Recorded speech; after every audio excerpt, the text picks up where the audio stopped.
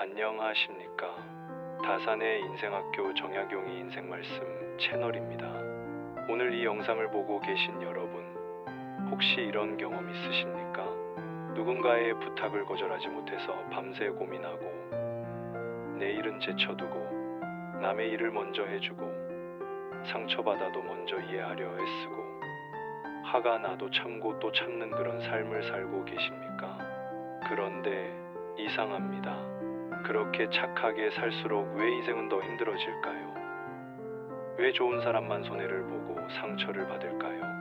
오늘 이 시간 조선 최고의 실학자 정약용 선생이 말한 인간관계의 진짜 지혜를 통해 여러분의 인생을 바꿀 단 하나의 원칙을 알려드리겠습니다. 이 영상 하나가 여러분의 남은 인생을 완전히 바꿔놓을 것입니다. 착한 사람의 고통. 여러분, 우리는 태어나서 지금까지 이렇게 배워왔습니다. 착하게 살아라. 남에게 베풀어라. 좋은 사람이 되면 복을 받는다. 덕을 쌓으면 좋은 일이 생긴다. 부모님도 그렇게 가르치셨고, 선생님도 그렇게 말씀하셨고, 사회도 그렇게 요구했습니다. 그래서 우리는 착한 사람이 되려고 노력했습니다. 남에게 피해주지 않으려 했었고, 먼저 양보하고, 먼저 이해하고, 먼저 용서했습니다. 그런데 말입니다. 현실은 우리가 배운 것과 달랐습니다. 착하게 살수록 사람들은 당신을 더 쉽게 대했고, 당신의 배려를 당연하게 여겼고, 당신의 희생을 기억하지 않았습니다. 더 충격적인 것은 이것입니다. 착한 사람에게만 부탁이 몰립니다. 착한 사람에게만 책임이 쌓입니다. 착한 사람에게만 짐이 지워집니다. 왜 그럴까요? 사람들은 본능적으로 압니다. 이 사람은 거절하지 못한다는 것을, 이 사람은 화내지 않는다는 것을, 이 사람은 결국 들어줄 것이라는 것을. 그래서 편한 사람에게 부탁합니다. 안전한 사람에게 요구합니다. 절대 떠나지 않을 사람을 함부로 대합니다. 이것이 착한 사람이 겪는 가장 큰 비극입니다. 기준 없는 착함의 문제. 여러분, 문제는 착함 그 자체가 아닙니다. 문제는 기준 없는 착함입니다. 원칙 없는 배려입니다. 한계 없는 희생입니다. 많은 분들이 이렇게 생각합니다. 내가 좋은 사람이니까 모든 부탁을 들어줘야 한다. 내가 이해심 많은 사람이니까 모든 것을 참아야 한다. 내가 먼저 손 내밀었으니까 끝까지 책임져야 한다. 하지만 이것은 착함이 아닙니다. 이것은 자기 파괴입니다.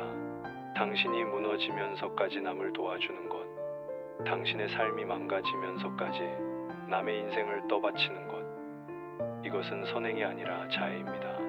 정약용 선생은 이것을 정확히 꿰뚫어 보셨습니다. 정과 의리.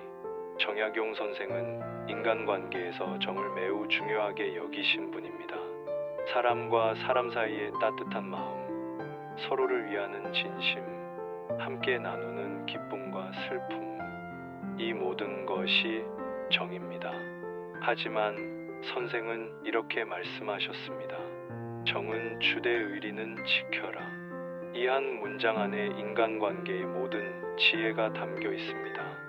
정을 주라는 것은 냉정하게 살지 말라는 뜻입니다. 사람을 기계처럼 대하지 말고 따뜻한 마음으로 대하라는 뜻입니다. 하지만 의리를 지키라는 것은 무엇입니까? 원칙을 잃지 말라는 것입니다. 기준을 무너뜨리지 말라는 것입니다. 나 자신을 저버리지 말라는 것입니다. 쉽게 말하면 이렇습니다. 마음은 나눌 수 있지만 원칙까지 내주지는 말라는 것입니다. 정을 베풀되 내 삶의 중심까지 흔들리게 하지는 말라는 것입니다. 정약용 선생은 이렇게도 말씀하셨습니다. 사람에게 잘해주되 그로 인해 자기 삶이 무너지는 관계는 이미 바른 관계가 아니다. 이 말씀을 곱씹어 보십시오. 당신이 누군가를 위해 희생하는데 그 희생이 당신의 건강을 망치고 당신의 가정을 흔들고 당신의 미래를 어둡게 만든다면 그것은 이미 관계가 아닙니다. 그것은 착취입니다. 그것은 일방적인 소모입니다. 호의와 의무의 구분, 많은 분들이 착각하는 것이 있습니다. 한 번 베푼 호의가 평생의 의무가 된다고 생각하는 것입니다. 예를 들어봅시다.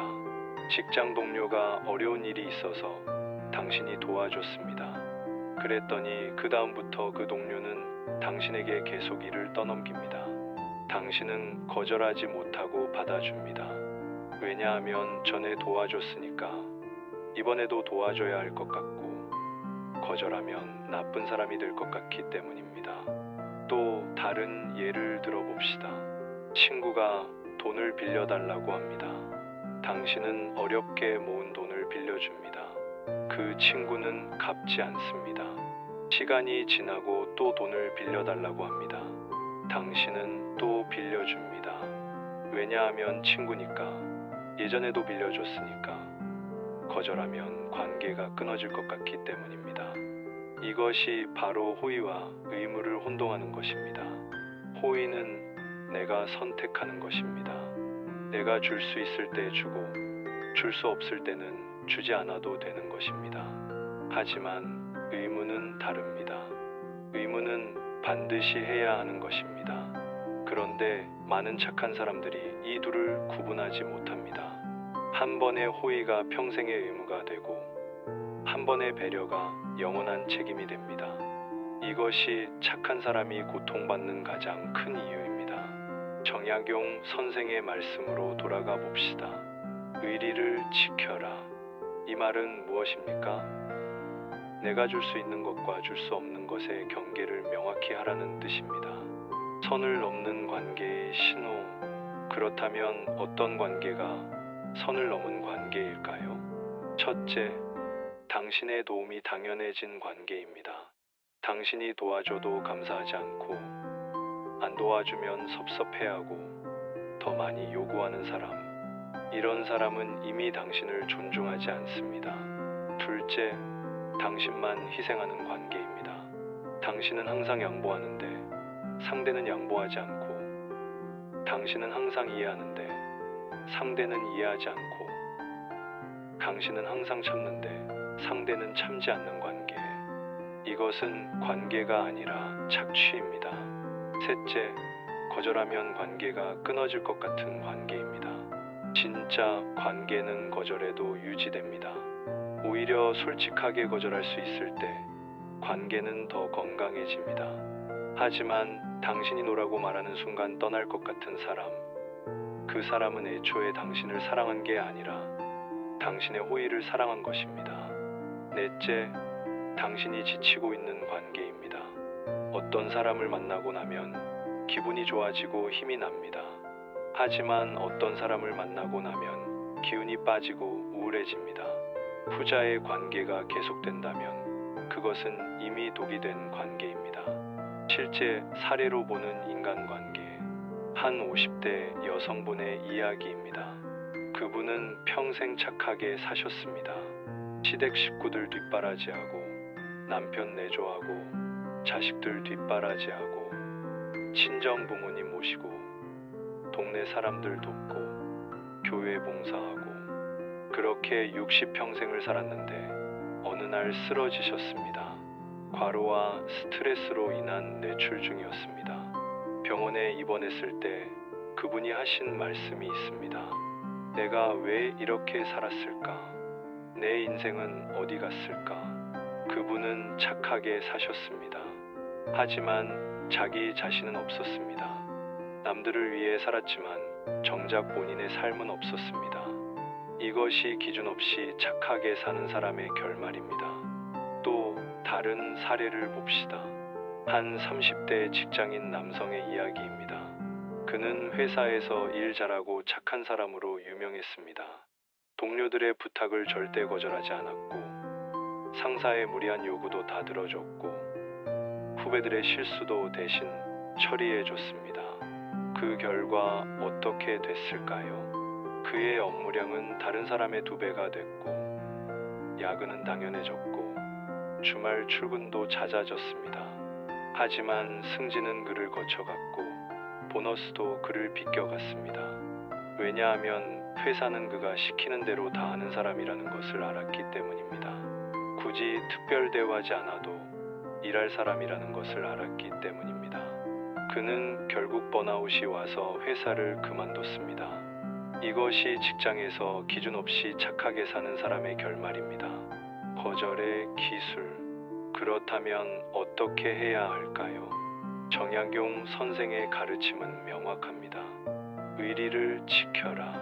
기준을 세워라. 선을 그어라. 구체적으로 어떻게 해야 할까요? 첫째, 불편한 부탁에는 즉답하지 마십시오. 누군가 부탁할 때 바로 네 하고 대답하지 마십시오. 잠깐 시간을 가지고 생각하십시오. 이것이 내가 해줄 수 있는 일인가? 이것이 내 책임인가? 이것을 해주면 내 삶에 어떤 영향이 있을까?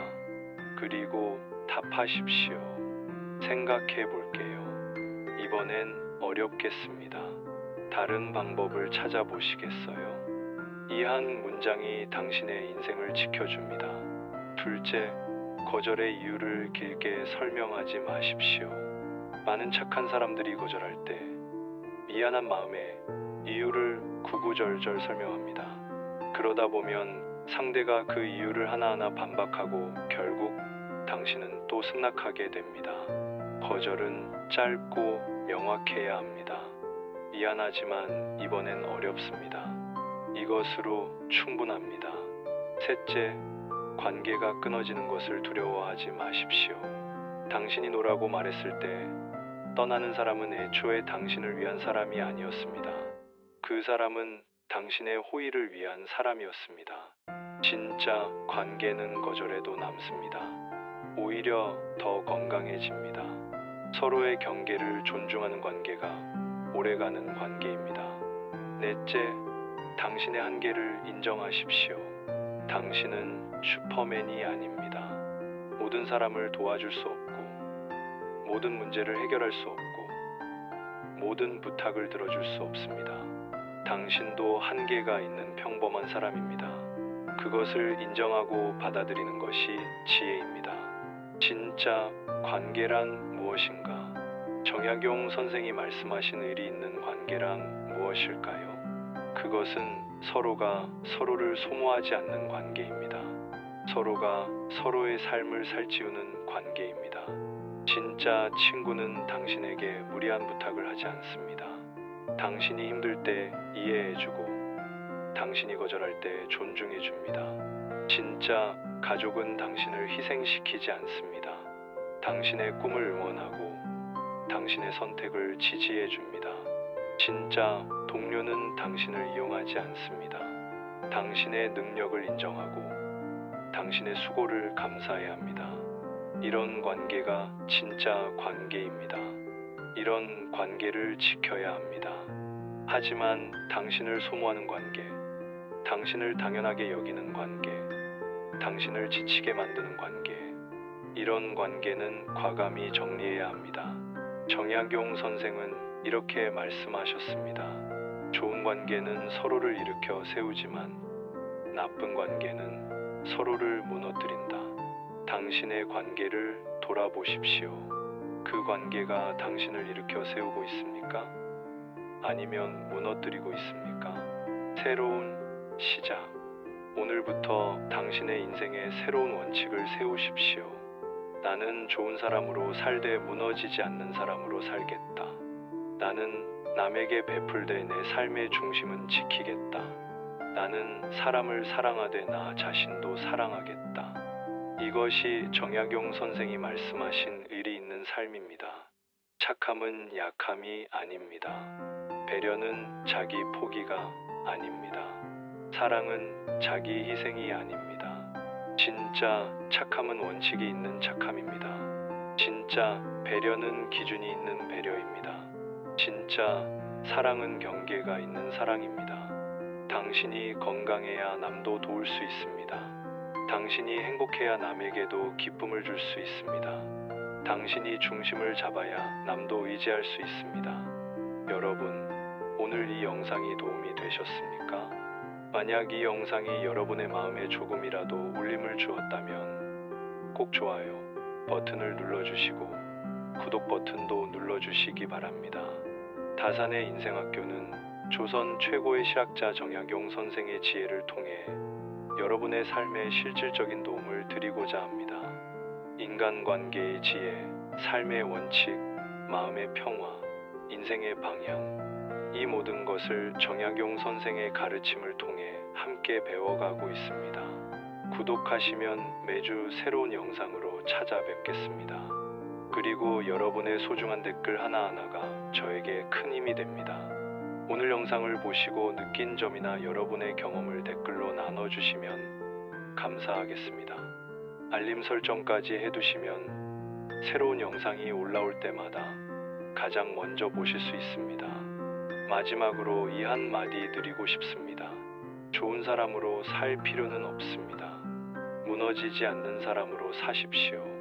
관계는 당신의 인생을 살찌우기 위해 존재하는 것이지 당신의 인생을 소모시키기 위해 존재하는 것이 아닙니다. 당신이 행복해야 세상도 밝아집니다. 당신이 건강해야 주변 사람들도 건강해집니다. 오늘부터 시작하십시오. 당신의 기준을 세우고 당신의 원칙을 지키고 당신의 삶을 사랑하십시오. 정약용 선생이 200년 전에 하신 말씀이 오늘 우리에게도 여전히 유효합니다. 정은 주되 의리는 지켜라. 이 한 문장이 여러분의 남은 인생을 바꿀 것입니다. 다음 영상에서 더 깊이 있는 정약용 선생의 지혜로 다시 찾아뵙겠습니다. 오늘도 좋은 하루 보내시고 다산의 인생학교를 구독해주신 모든 분들께 감사드립니다. 여러분 기억하십시오. 당신은 소중한 사람입니다. 당신의 삶은 존중받아야 합니다. 당신의 행복은 우선순위가 되어야 합니다. 그것이 바로 정약용 선생이 우리에게 전하고자 했던 진짜 메시지입니다. 감사합니다.